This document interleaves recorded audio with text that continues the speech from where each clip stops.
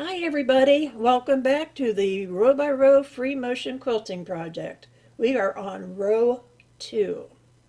Now let's look back at row 1 for a minute. If you recall, I gave you the entire pattern that you traced and then turned into a beautiful row. And I'm so proud of all the work that you did. This month's going to be a little different. Have you ever been to an event where they had an ice cream bar, or you get plain ice cream and you have all these goodies that you can put on top of it to make it extra special? That's what we're doing this month. This month you're going to get this design. There'll be 4 of them in a row, and it's going to be up to you how we fill them in. Let me explain. This is your plate that holds your ice cream. And these are the handles that you hold your plate with. And instead of scoops of ice cream, here's a slice of ice cream right in the center of your plate. And this is the part of the plate where all the syrup runs off and fills it in. When you're all done with your creation, you bring it back to your table and set it down on the cloth. So in other words, this month's row by row will be like the ice cream bar. Everybody gets to choose what kind of toppings they want, and when we're all done, everyone will have their own unique row. Here's a sneak peek at the toppings I chose from my quilt. Are you ready to see what kind of toppings are on the table? Let's go!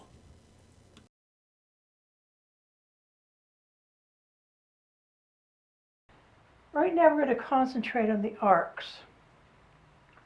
Now you can cut your pattern piece apart, but since so many of you are doing more than one pattern or more than one row of row 1, and possibly you might want to do the same with row 2, instead I'll show you how to get this transferred onto another piece of paper without having to print so many sections.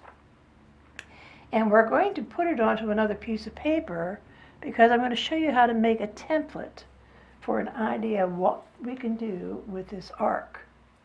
So I'm going to use my light box for this so that I can see through it, but the camera may not pick it up. So I'll use the light box instead so that you can see. I forgot to mention, I also have included in your workbook this 8.5 by 11 practice sheet. And this is just to get some ideas of how you want to put all these ideas together. This is how you design a whole cloth quilt. Now you can see it's not the same size as this one, but this gives you many ideas. You can use this with the boogie board, you can use this with a piece of clear plastic over it and just write on it and draw on it to your heart's content until you come up with the design elements that you want to use for your row 2. So let's talk about making that template. Excuse me.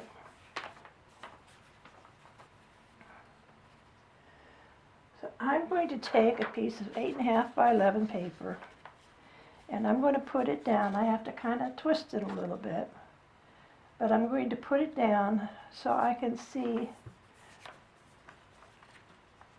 that I'm getting the whole arc on my paper. And then I'm going to trace it.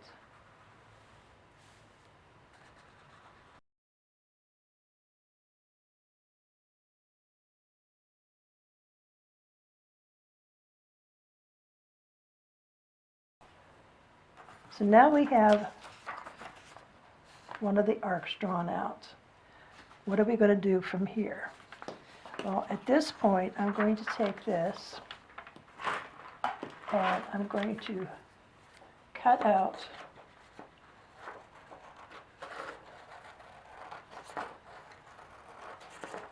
the arc. When I get this all cut out, we'll come back and I'll show you what we're going to do with it. My arc is all cut out now.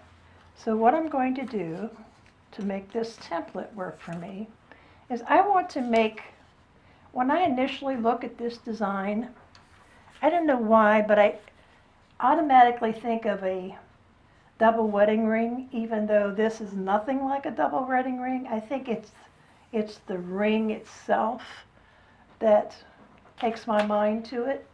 So I'm thinking I'd kind of like to divide this up into segments, but there is no way on God's green earth that I would ever be able to give you the mathematical formula to come up with the wedge dimensions for this arc. So that's what this is going to be for. So we're going to take this and we're going to fold it in half like so and make a crease.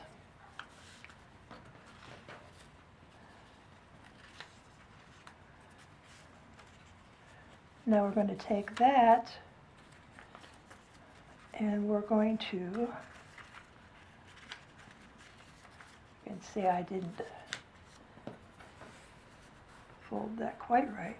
We're going to take that and we're going to fold it down so it meets the outer part of the ring in the corner, like so. So I'll have this triangular shape left over, and I'm going to fold it again. Now I'm going to take that fold and bring it over to meet that fold and crease it again. Now I still have this triangular piece left, so I'm going to flip it over and I'm going to fold that piece back, so I'm creating a fold by folding it over also. So I have all these folds meeting up here on the edge. So now what I'm going to do is I'm going to take my scissors and I'm going to cut notches. And basically it's going to be a cut line from here out to there, and when you open it up it'll create a notch.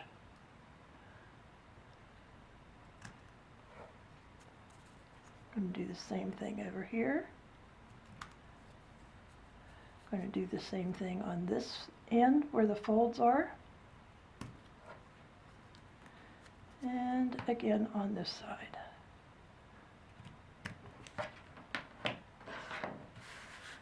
And now you're left with a bunch of confetti that you can save for New Year's.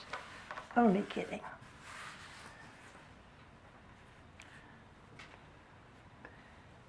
But when we open this up,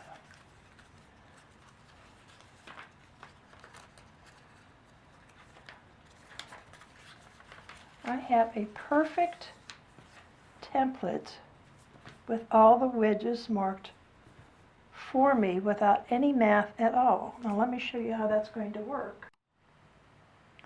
We're going to take our template now after I've got my arc marked on a piece of fabric, just like you would have it marked on your row 2, and we're going to place this template into that arc. But you can see that it kind of moves around a little bit.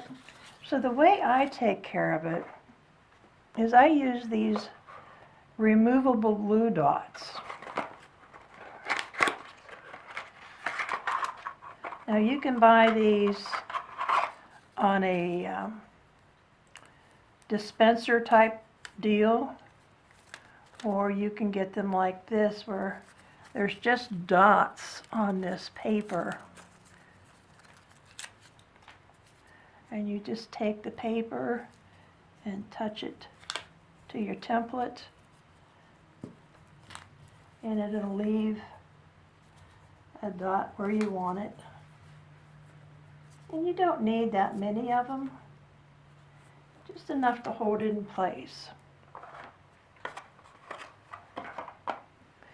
So now what I'm going to do is I'm going to take this template, now that I have my dots on there, And I'm going to arrange it in place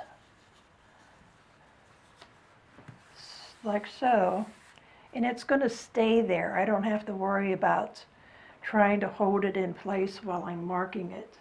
And now all I have to do in these notched out areas right in the center, I'm going to mark dots like so.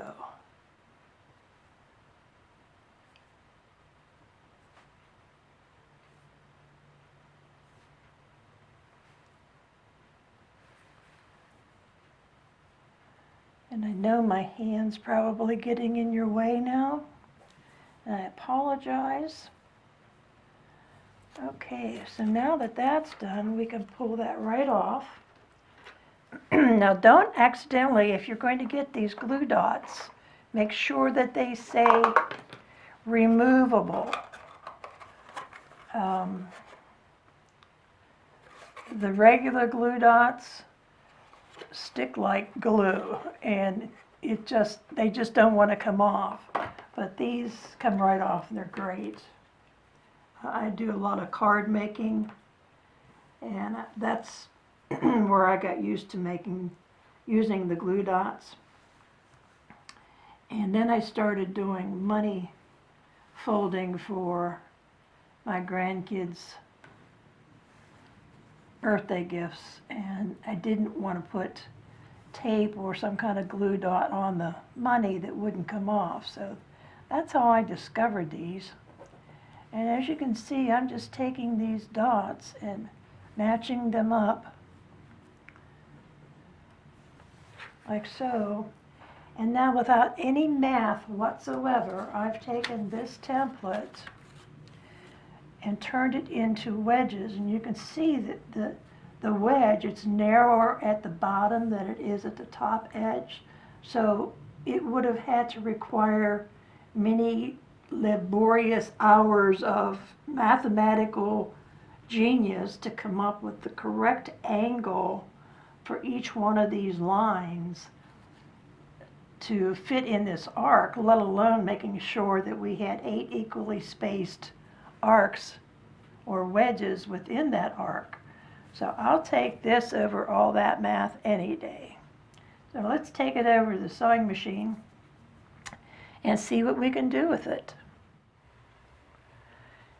I've gone ahead and remarked this design using the template on a lighter fabric, so I can show you what the design is going to look like with the marks erased.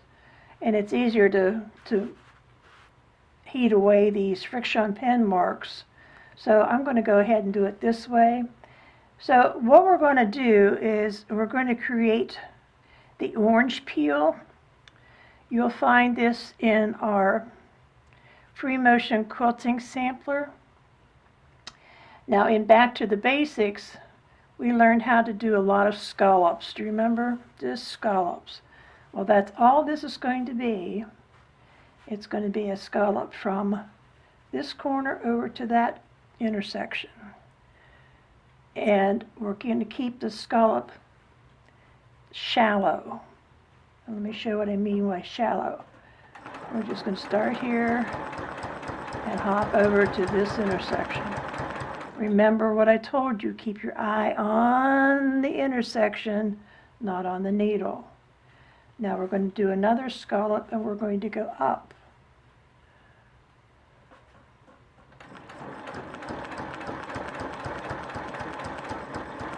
Like that, and meet at that intersection. Now we're going to do another narrow scallop and come down and meet at the next intersection, like so. And we're going to keep doing that same design over and over. Scallop over, scallop up, scallop down. We're going to do this until we've completed this entire arc. Keep your eye on the intersection and make sure that's where you end up meeting your stitching. And again, don't make your arcs too deep. Keep them nice and shallow.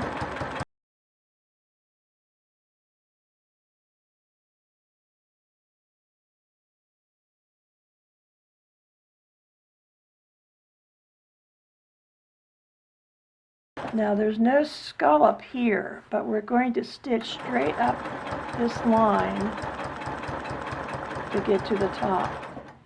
And this is where I'm going to turn the fabric so you can see better. This is where we do the bunny hop. So we're going to do a hop over to the next intersection.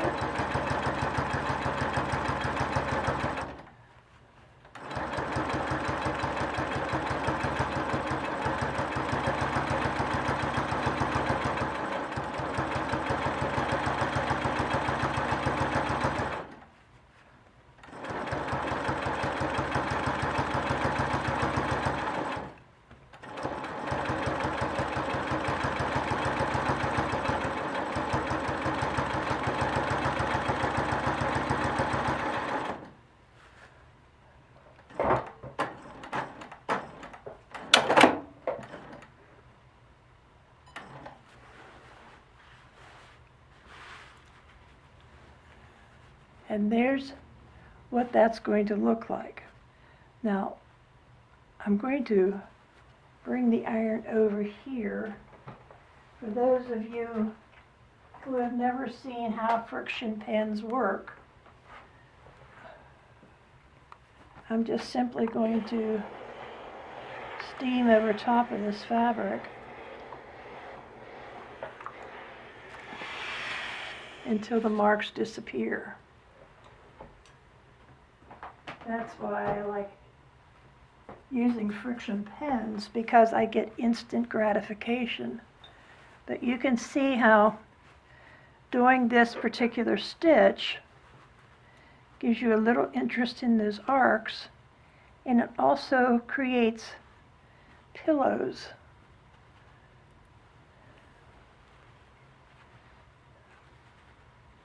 In each of these little segments.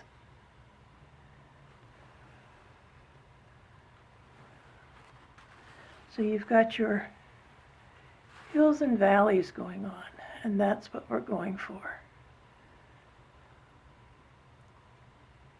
Are you ready to learn a new one? Okay. Now I'm going to show you, I already stitched part of it and I'm going to keep it hidden, but I've just stitched a kind of a curved candy cane here, like a hook. The hook is what we learned in the Back to the Basics. And then I'm going to echo back to the baseline. I'm going to come up, I'm going to do another hook, keeping it just slightly away from the top line so that when I come back, I can echo back and touch that top line. But each time I do one of these, I'm going to come up and touch the one before it, and then echo back. I'm coming out at a 45-degree angle.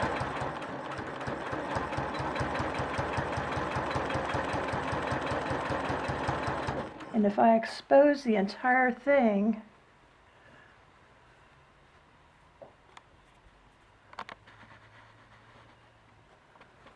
can you see what we're doing? We're making feathers. So let's keep going. Touch the one before it, come back and echo.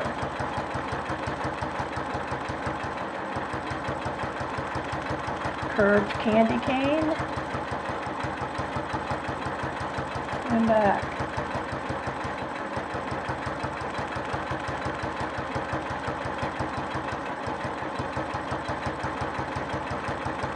And we're doing all of this without the benefit of having to mark this arc first, which is the beauty of it.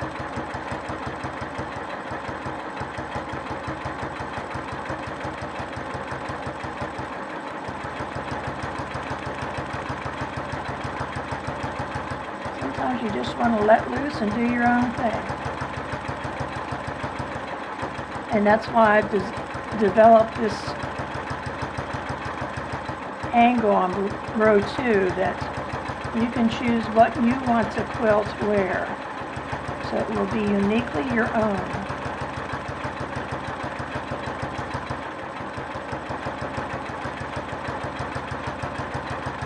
And when we get down here, we're going to pretend like it went beneath the square that's going to be there, and then we'll come back as an echo again.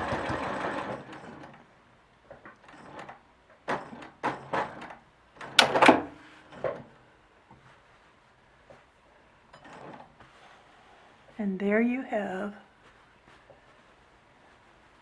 your nice arc of hooks that turned into feathers. I've given you 2 more options in your workbook. Both of these come again from Back to the Basics. This is a swirl design that you can trace onto your fabric. And this is a hook and feather design that you can also trace onto your fabric. So let me get these marked, and I'll come back and show you how to stitch them out. And you can also refer to the Back to the Basics lessons, and I will post the lesson number in the video.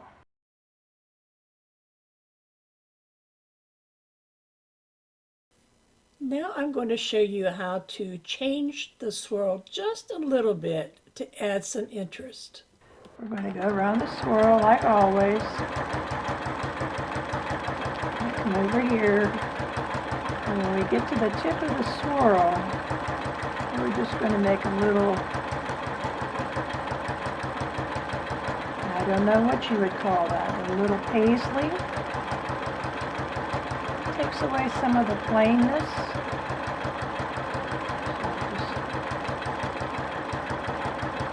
So like so.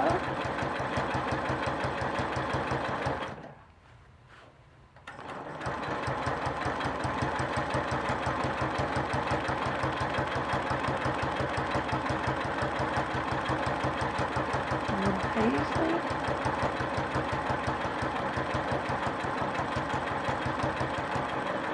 A teardrop.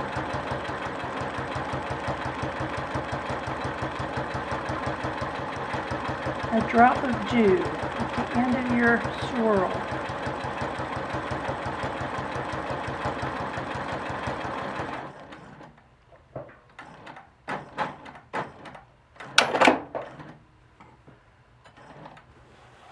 So that's your first arc that I've included in your lessons. There's a page for that. Now let's do the next one. Go up here and do the arc just like we did in the previous one. Backtrack, and when we get to the intersection, we'll go up and do the second arc. Backtrack, and down. Now let's do the leaf. Vein in the leaf, follow along the bottom until you hook up with the arc again. Do your arc.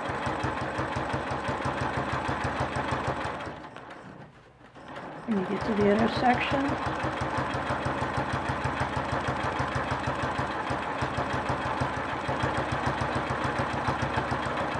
down, do the leaf.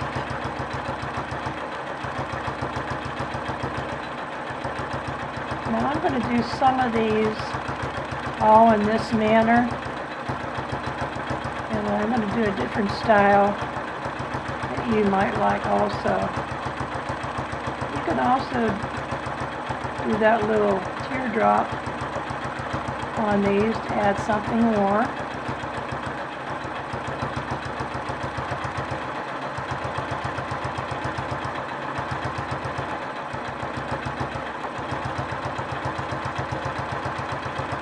Do the teardrops on both swirls if you'd like.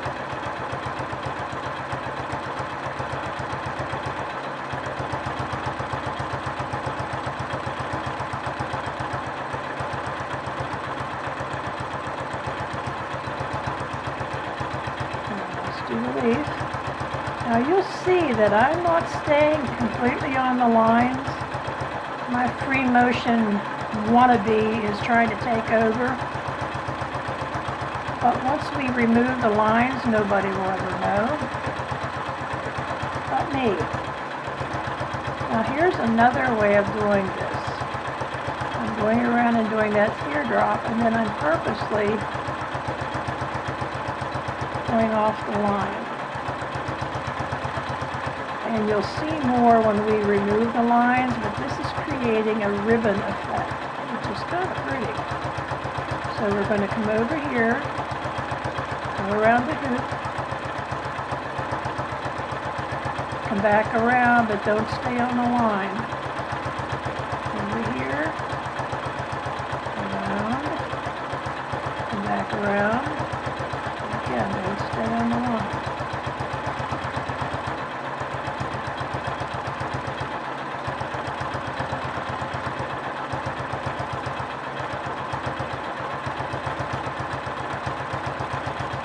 Around your hook,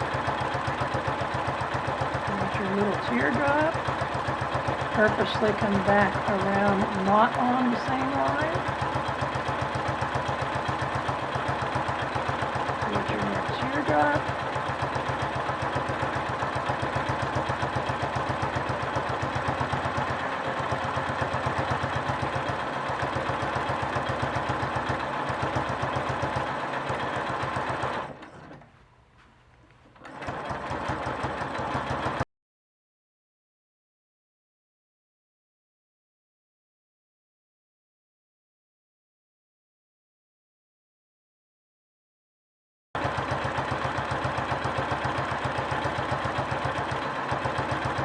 This one didn't quite fit in all the way up, so we're just going to treat it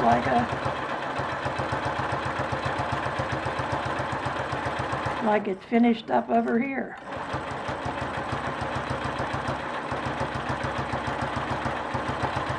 And this isn't shown on your sheet, but you could actually come in here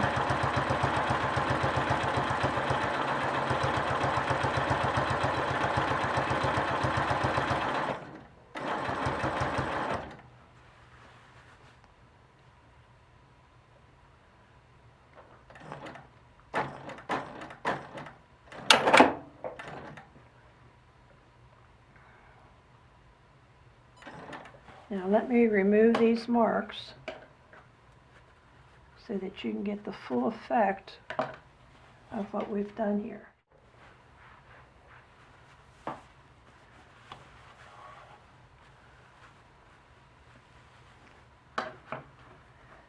If you look at this set, you can see that we went up and came down the same line, which is pretty. And here we started to do the little teardrop. Here we started to do the ribbon. Do you see how that adds to the design? It makes it even more feminine.